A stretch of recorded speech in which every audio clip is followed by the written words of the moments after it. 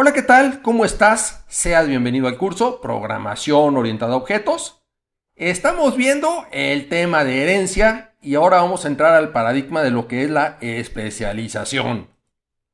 Si hablamos de especialización, vamos a empezar con un ejemplo didáctico y vamos a hablar de una clase, la clase Basic Window, que describe la conducta de una ventana simple. Una ventana tiene coordenadas X y Y. Tiene dimensiones, amplitud y altura, y también puede cambiar de tamaño.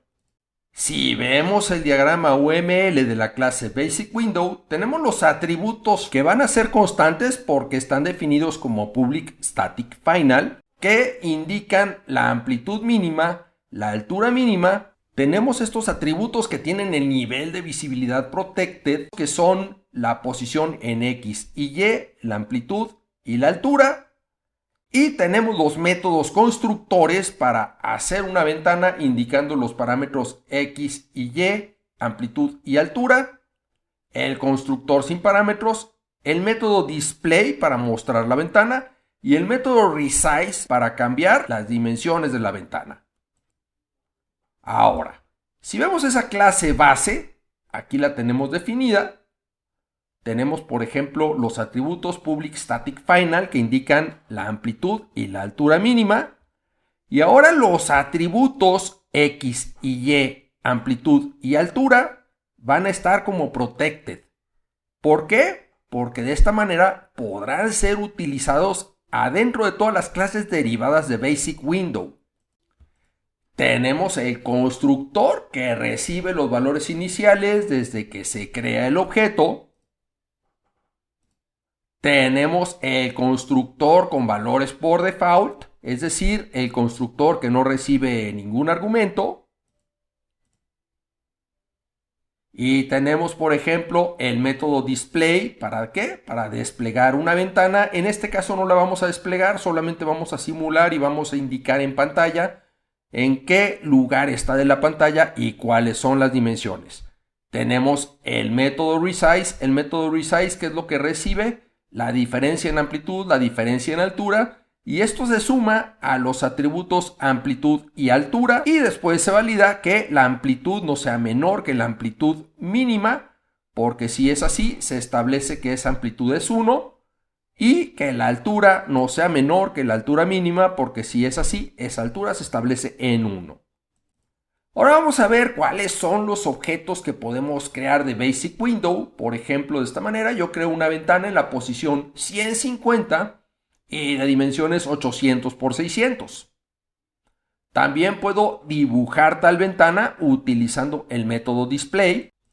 También puedo crear una ventana en la posición y dimensiones predeterminadas, es decir, utilizando el constructor que no recibe parámetros. Puedo cambiar el tamaño de esa ventana utilizando el método resize y puedo consultar la anchura mínima de cualquier ventana imprimiendo el atributo que es Public Static Final min width.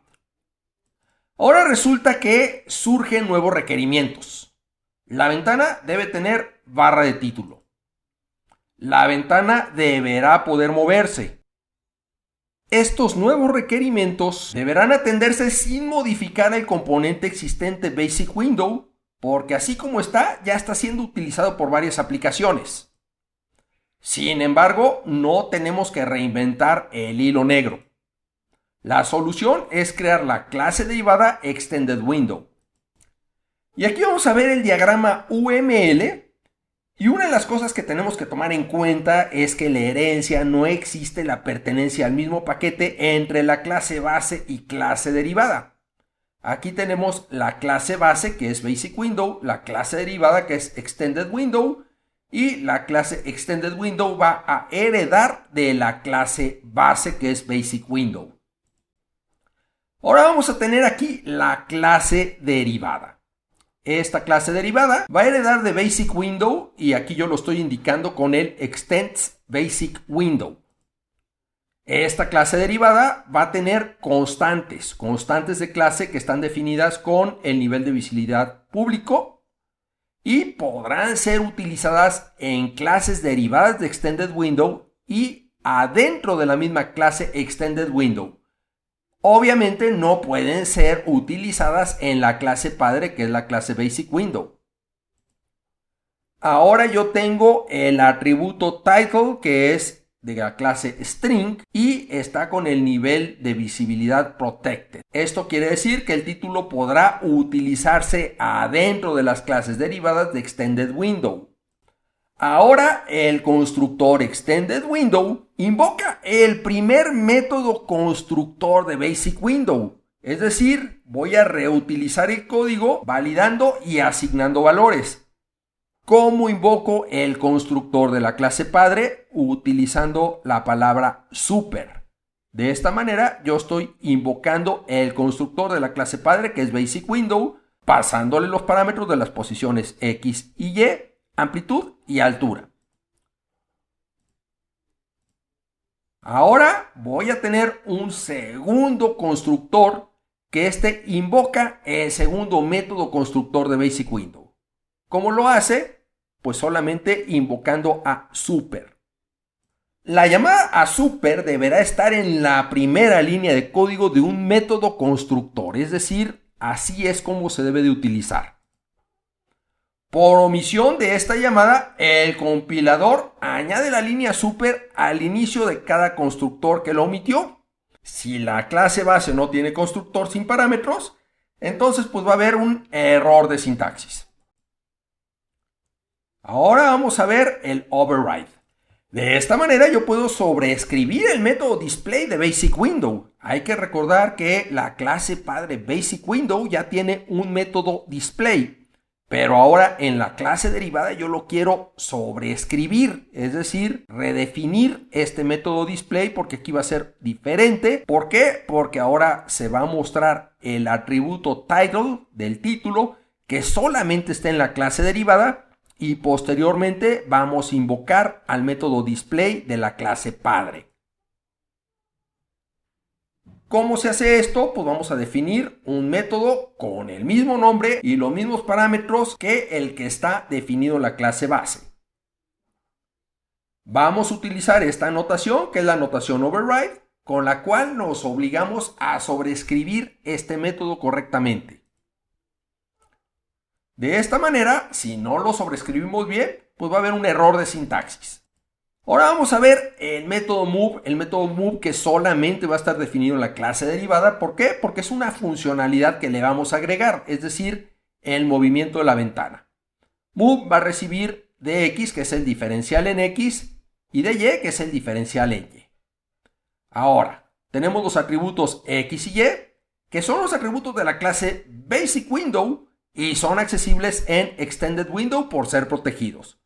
De esta manera, pues yo puedo sumar a X el diferencial de X o puedo indicar super.x para sumarle el diferencial de X y a Y le voy a sumar el diferencial de Y o puedo indicar super.y para sumarle el diferencial de Y. Ahora aquí voy a hacer las validaciones, es decir, si X quedó con un valor negativo, pues X no puede ser negativo y tiene que quedar con un valor de 0. O si pasa del valor máximo de X, tendrá que quedar en el valor máximo de X. Lo mismo para Y. Si Y es negativo, tiene que quedar en 0. Y si Y pasa del valor máximo de Y, tiene que quedar en ese valor máximo de Y. Ya vimos que con super yo puedo acceder directamente a atributos y métodos de la clase padre. Vamos a ver algunos casos. Por ejemplo, si escribimos X es igual a X más 5, el compilador va a buscar la declaración de X primero en el método actual. Si no se encuentra en el método actual, entonces va a buscar en los atributos de la clase. Si no se encuentra en los atributos de la clase, entonces va a buscar en los atributos de la superclase. Si no los encuentra, entonces va a repetir el paso 3 hasta llegar a la superclase Object. Y si no se encuentra, entonces va a ocurrir un error de sintaxis. Ahora, si especificamos dis.x es igual a dis.x más 5, el compilador va a comenzar la búsqueda en los atributos de la clase. Pero si especificamos super.x es igual a super.x más 5, el compilador comienza la búsqueda en los atributos de la superclase. Ahora vamos a ver objetos de la clase derivada.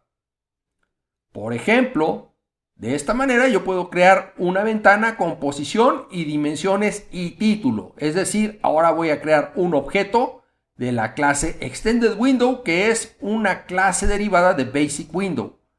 Aquí en el constructor le estoy indicando las posiciones, las dimensiones y el título. Yo puedo utilizar el método que estoy añadiendo en la clase derivada, es el método move. Y yo puedo utilizar el método resize invocándolo desde el objeto de la clase derivada. Este es un método heredado, es decir, un método que está definido en la clase padre. Y yo puedo, por ejemplo, invocar el método display, que es un método extendido. ¿Qué es un método extendido? Es un método que estaba definido en la clase padre, pero en la clase derivada fue redefinido y además invoca al método display de la clase padre. Ahora, desde la clase Extended Window, yo voy a acceder a una constante de clase añadida, es decir, esta constante se definió en la clase Extended Window. Y desde la clase Extended Window también puedo acceder a una constante de clase heredada, es decir, la constante min_height, que fue definida en la clase padre, en la clase Basic Window. Ahora vamos a ver un diagrama de objetos donde se observa por qué se dice que Extended Window extiende a Basic Window. Por ejemplo, pues aquí tenemos dos diagramas de Basic Window, de Extended Window. Tenemos en ambas clases la parte privada y la parte pública. Por ejemplo, los atributos x, y, width, height y los métodos display y resize son heredados de Basic Window a Extended Window. Pero el atributo title y el método move están definidos en Extended Window, es decir, los estamos añadiendo ahora a la nueva clase, que es una clase derivada de Basic Window. Ahora vamos a ver un ejemplo de niveles de visibilidad. Yo voy a tener la clase A y voy a tener la clase B, que hereda de la clase A, y voy a tener la clase C, que hereda de la clase B.